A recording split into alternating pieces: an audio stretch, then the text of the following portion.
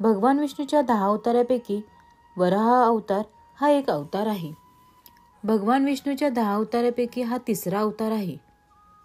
वरुधिनी एकादशीच्या दिवशी परमेश्वराच्या वराह अवताराची पूजा केली जाते.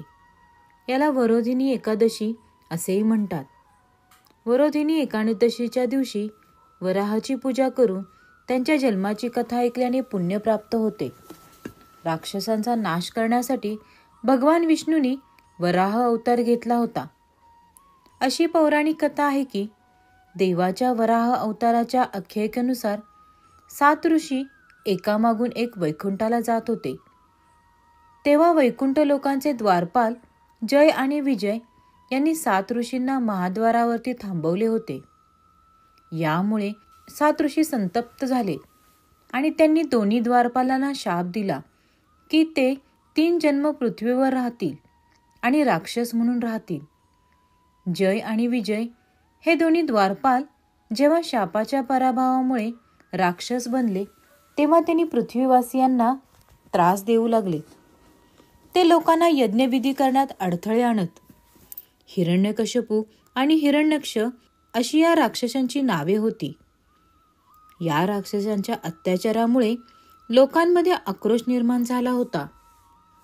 एकदा हिरण्यक्ष फिरता फिरता पाताळ लोकातील वरुण नगरात पोहोचला आणि वरुण देवाला युद्धासाठी आव्हान दिले. तेव्हा वरुण देव म्हणाले, ना मला आता लढण्याची इच्छा आहे, ना मला तुझ्यासारख्या बलवान माणसाशी लढण्याची क्षमता आहे. त्यामुळे तुम्ही विष्णूजींशी युद्ध केले तर बरे होईल.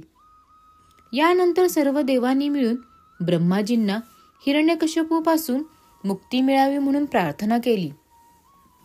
भगवान विष्णूचे ध्यान करीत असताना ब्रह्माजींनी त्यांच्या नागपुडीतून वराह नारायण यांना जन्म दिला.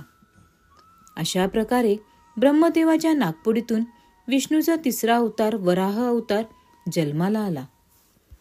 यानंतर वरुण देवांनी देवर्षी नारदांना भगवान विष्णूचा पत्ता विचारला आणि देवर्षी नारदांनी सांगितले की श्रीहरीने पृथ्वीला समुद्रातून बाहेर काढण्यासाठी वराहाचा अवतार घेतला आहे.